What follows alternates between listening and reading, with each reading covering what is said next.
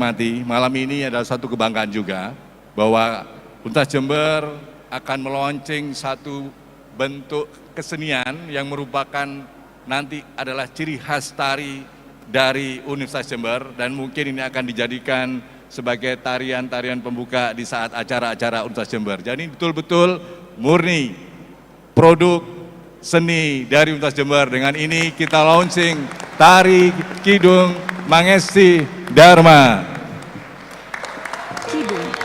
Kepada Rektor dan Wakil Rektor disilahkan kembali ke tempat. Tari ini mengisahkan perjalanan panjang berdirinya Universitas Jember. Dari gagasan besar Hadirin yang berbahagia, mari kita saksikan bersama tinggi penampilan yang tumbuh berkembang menjadi World Class University. Mohon maaf, kita saksikan sinopsis terlebih dahulu. Pertunjukan dimulai dengan gambaran suasana kegelisahan 3 tokoh triumvirat, yakni Raden Ahmad, Raden TH Sungedi, dan Raden Surahman tentang masa depan generasi penerus bangsa. Ketiganya menggambarkan triumvirat yang terlibat dalam diskusi serius tentang gagasan mendirikan perguruan tinggi di Jember.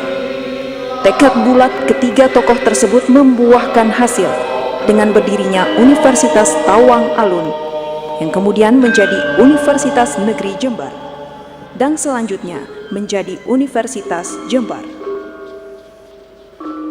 5 penari bergerak dinamis menggambarkan sivitas akademika bahu-membahu membawa Universitas Jember tumbuh dan berkembang menjadi World Class University. Komposisi gerak yang kuat, tegas, dan lincah menjadi gambaran langkah dan semangat untuk turut membangun bangsa. Cahaya panggung menguat, menunjukkan Universitas Jember yang unggul dan berdampak positif terhadap masyarakat dengan berbagai macam capaian prestasi. Sebuah usaha yang didasari niat luhur dan sungguh-sungguh untuk menegakkan kebajikan dan kebenaran dengan merujuk pada nilai moralitas atau jalan hidup yang benar sesuai dengan prinsip-prinsip ilahi.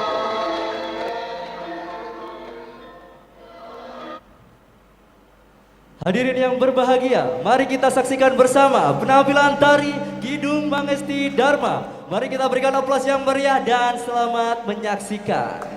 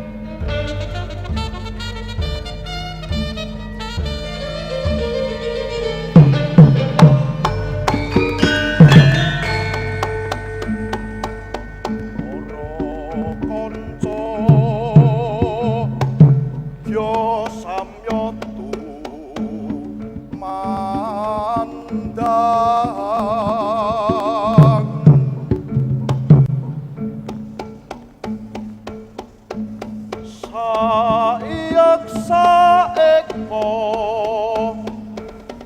Royo Makaryo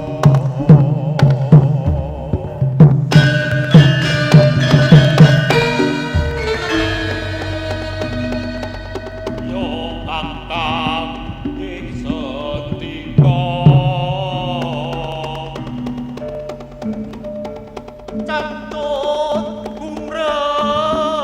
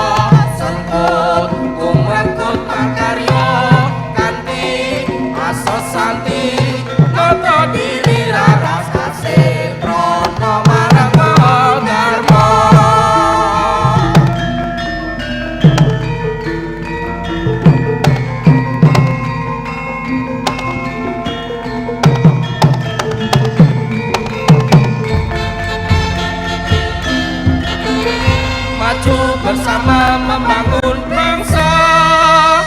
Universitas Jember Jaya.